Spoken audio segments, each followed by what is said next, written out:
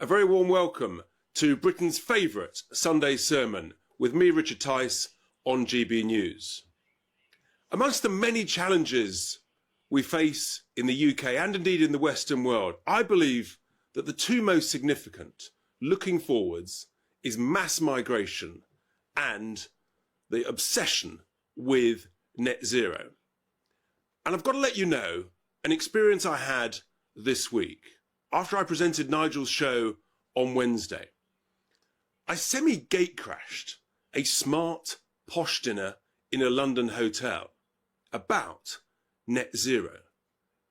Now, this dinner was held under what they call Chatham House rules, so I can talk about what was said, but I'm not allowed to say who was there. But I can give you a few clues. It was full of lords, MPs, very successful business people, and some of the biggest, most influential lobbyists, about 50 people in this room. I didn't actually have a proper place myself. As I say, I was semi-gate crashing. But I listened with increasing astonishment and horror at what was said by the various speakers.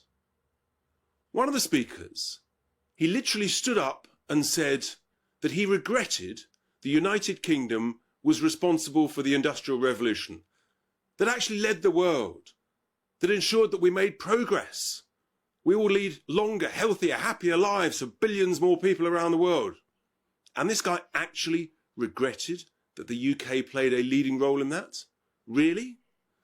They then said they didn't want to delay net zero like the Prime Minister referred to 10 days ago. No. They want to accelerate it significantly. They're full of scaremongering. They want us to eat less meat, of course, and they want to accelerate net zero. And there was no discussion whatsoever about, well, how we were going to pay for this.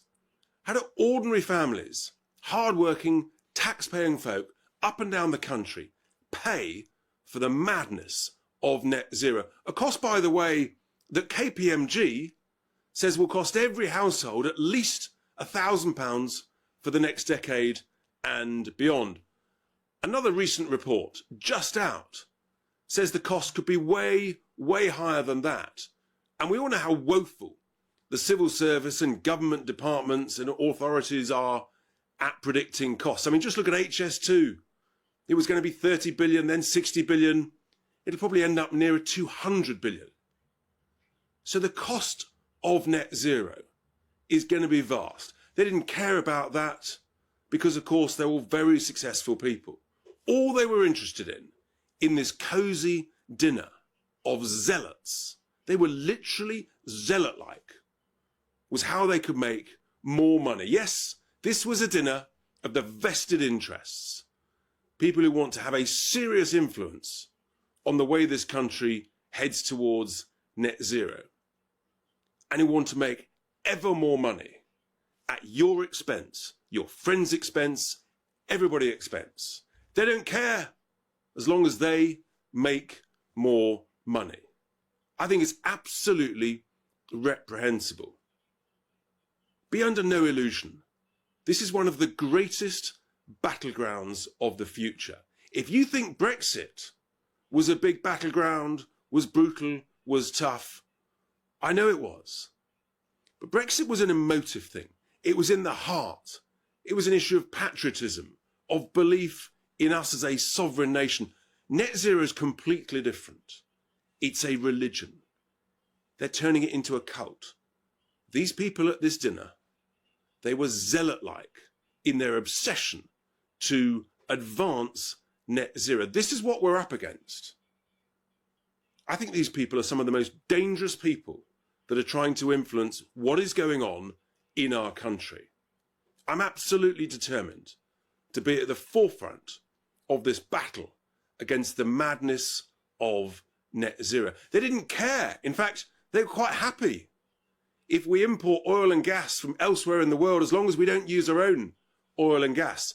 They didn't care that that'll create 3 or 4 times more CO2 than if we use our own energy treasure. They don't care that thousands of steel jobs are being slain on the altar of net zero. They don't care that hundreds of thousands of automotive jobs are going to be slain on the altar of net zero. They bang on about green jobs. Really? Well, let's just look at the green jobs that supposedly is the great opportunity, shall we? The Office for National Statistics 2022 says that green jobs represent less than 1 in 100, less than 1%. So we've heard all this good stuff about green jobs. It's a nonsense. It's a fraud. It's a fake. The green economy, according to the ONS, is less than 2% of our GDP. Hang on, you say, what about all these offshore wind turbines we hear are the great, nirvana that we should be excited about? Yes, but who owns those wind farms? Over 80% of all the offshore wind farms are foreign owned. Many of them are built by foreign firms, overseas owners of the ships that service them. So a lot of these jobs, they're not British jobs. And meanwhile, tens of billions of subsidies goes to these renewables. Just remember, at this dinner of these zealots, they were absolutely obsessed with the idea that we were going to be world leaders. Yeah, we were a world leader in the Industrial Revolution. And much of the world is very grateful for that, but not these zealots. No. They want us to be a world leader in net zero, and that other countries will then follow us and respect us and admire us. Let me tell you, nations like India, like China, they're not respecting us for the fact that we've legally committed to net zero. They are laughing at our naive stupidity. As they build not 10, not 50, but 300 coal-fired power stations this year alone in order to produce cheap electricity, to create solar panels and manufacture wind turbines to sell to us so that we have the most electricity, the most expensive electricity. Why? Because it's not a coincidence. As the percentage of renewables that forms part of our electricity generation in the UK, also we've now got the most expensive electricity. Our electricity is around double in the United States. It's way more than France.